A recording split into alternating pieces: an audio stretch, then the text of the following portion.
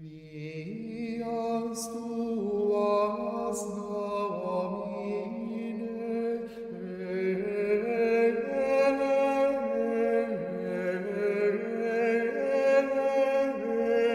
El Papa Urbano II había sucedido, tras el breve pontificado de Víctor III, al gran Gregorio VII, tal vez el más importante de cuantos obispos han ocupado el solio de San Pedro. Imbuido del espíritu reformador que había impregnado a la Iglesia, Urbano II se mostró obsesionado con la idea de recuperar Jerusalén y los santos lugares para la cristiandad.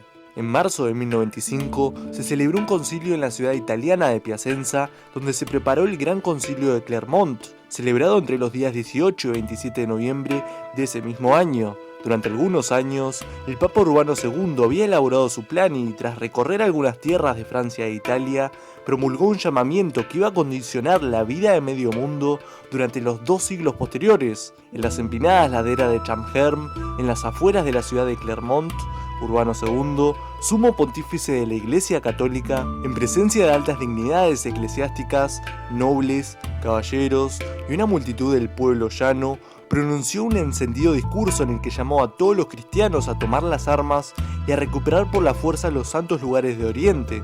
Urbano II estaba emulando en cierto modo el llamamiento a la yihad de los imanes musulmanes. Y siguiendo ese ejemplo, la guerra contra el Islam fue anunciada como una guerra santa y los cronistas de la época se hicieron eco de la proclama pontificia.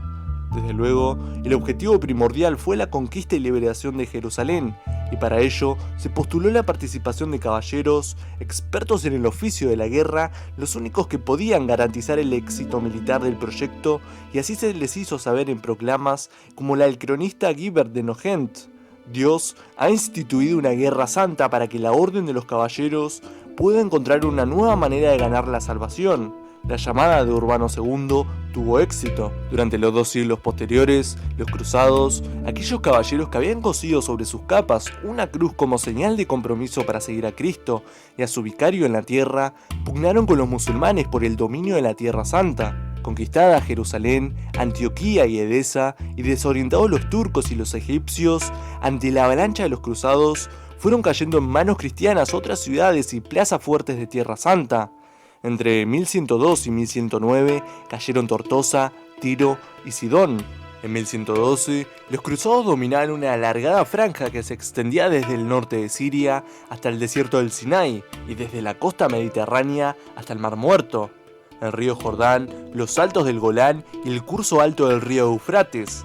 Media Siria, Líbano y Palestina volvían a ser cristianas 475 años después de la conquista árabe. La primera cruzada había sido todo un éxito. Se fundaron 4 estados latinos: el condado de Edesa, el de Trípoli, el principado de Antioquía y el reino de Jerusalén. Además, la conquista de Tierra Santa se revistió de hallazgos maravillosos. En Antioquía, un peregrino llamado Pedro Bartolomeo anunció que había tenido una revelación en la que se le indicaba que excavaran en un lugar determinado de la iglesia de San Pedro.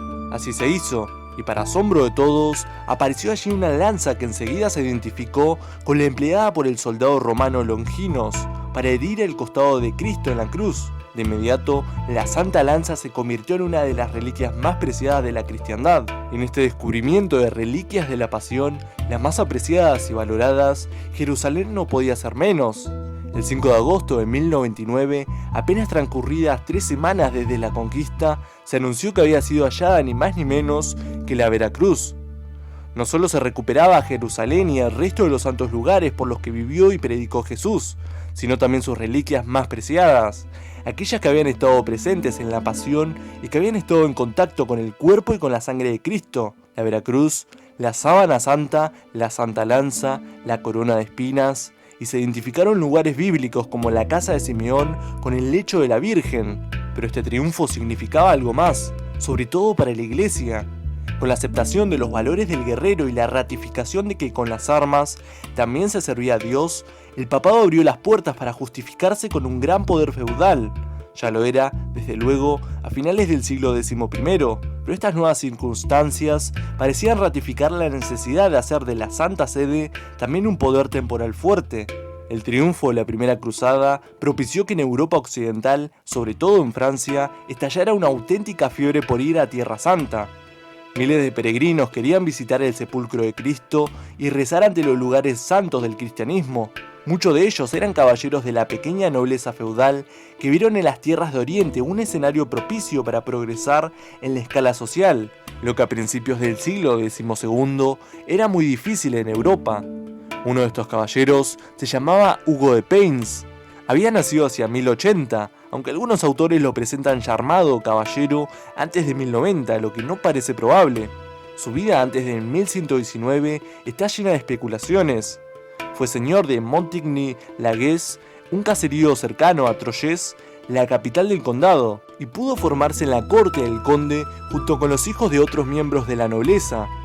No hay duda de que a principios del siglo era un caballero de la baja nobleza del condado de Champaña y como tal estaba al servicio mediante el lazo de vasallaje del conde, uno de los aristócratas más ricos y poderosos de Europa. Se casó con una mujer llamada Elizabeth con la que tuvo 2 hijos. Cuando viajó entonces Hugo de Payns a Palestina, no debió hacerlo en 1096 con los primeros cruzados, pues sería muy joven, y tampoco en 1104. En 1113 estaba en Francia y es probable que sí hiciera el viaje en 1114, cuando ya tenía sus 2 hijos, aunque algún historiador sostiene que lo hizo en 1104 y que ya se quedó allí. Fuera como fuese, viajara cuando viajara, lo único seguro es que la presencia de Payns no está documentada en Tierra Santa hasta el año 1119. Para entonces ya se había separado de su esposa, sin que se sepa la razón de ello, y había optado por entregar su vida al servicio de la causa cruzada en Jerusalén.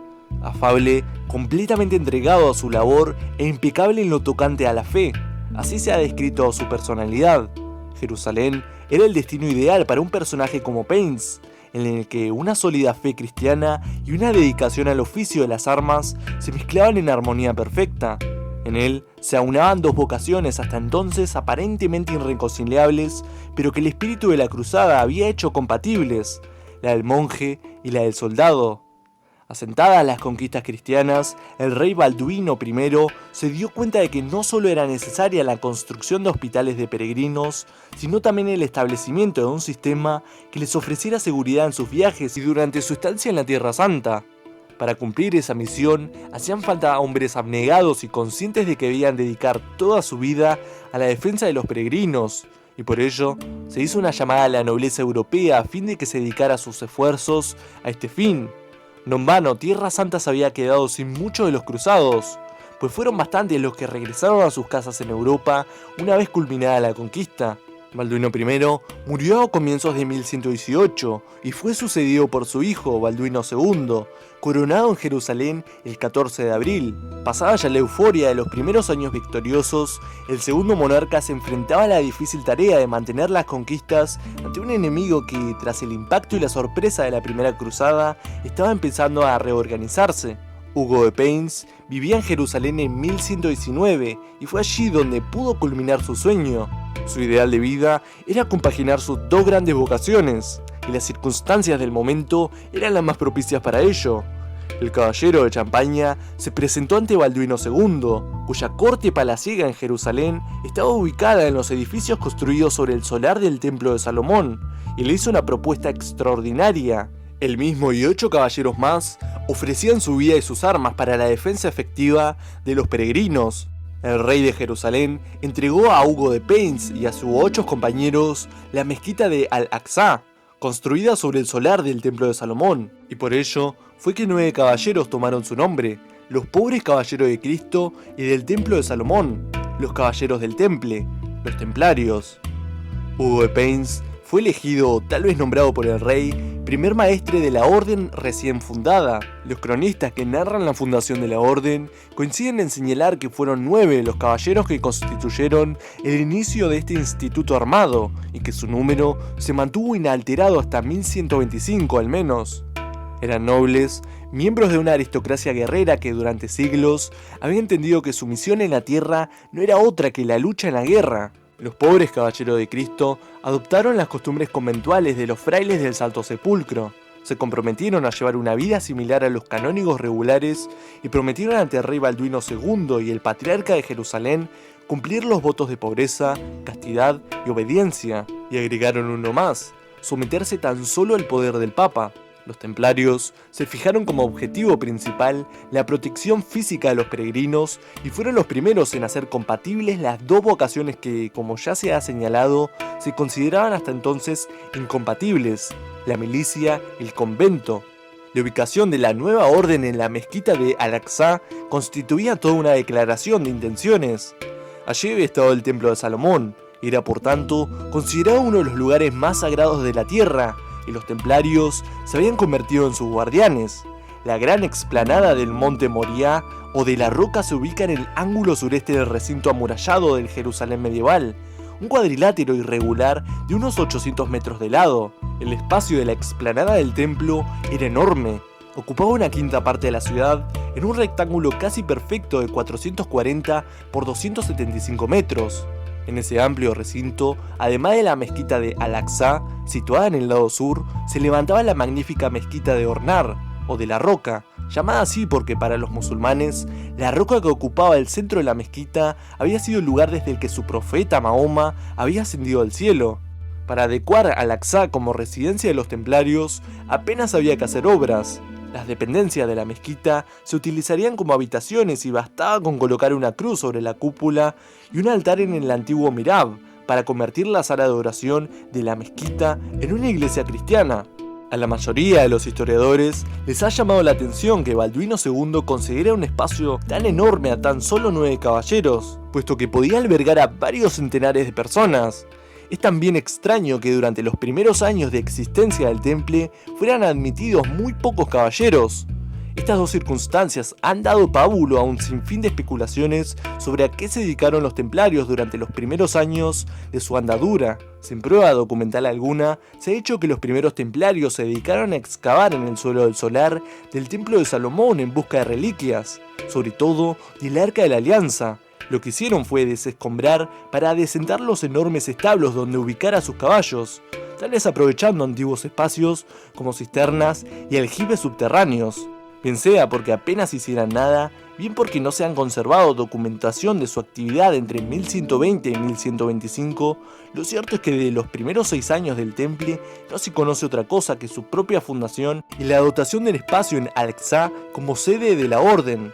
Y no parece demasiado creíble que durante ese tiempo no estuvieran interesados en que se produjeran nuevos ingresos de caballeros, pues el objetivo inicial era sin duda constituir un grupo de choque para la defensa armada de los peregrinos, y para ello era necesario disponer de un numeroso contingente de caballeros. Da la impresión de que en estos primeros momentos la capacidad de captación de nuevos soldados para la milicia de Cristo fue muy escasa, pero una incorporación muy notable iba a cambiar la tendencia de forma sustancial. El poderoso señor Fulco, conde de Anjou, que había estado en Tierra Santa en los años 1120 y 1121, mostró su simpatía hacia el temple y dotó a la orden con una renta permanente de 30 libras angevinas antes de regresar a Europa. Fulco era un gran noble y su ingreso en el temple hubiera supuesto un impulso notable, pero no lo hizo. Habría que esperar hasta 1125. En ese año regresó por tercera vez a Tierra Santa el conde Hugo de Champaña. Era ya un hombre mayor que había sufrido un tremendo desengaño familiar y personal. Estaba seguro de que su esposa lo había engañado con otro hombre y que el hijo que había engendrado no era suyo. El conde tomó en consecuencia unas decisiones drásticas. Repudió a su esposa por adúltera, desheredó al hijo que consideraba ilegítimo, cedió la corona condal a su sobrino Teobaldo y probablemente para calmar su alma y purgar su convulso espíritu, decidió pasar el resto de sus días en Jerusalén. Ya en la ciudad santa se encontró con su antiguo vasallo, Hugo de Pines, que pugnaba, sin demasiado éxito hasta entonces, por sacar adelante la nueva orden.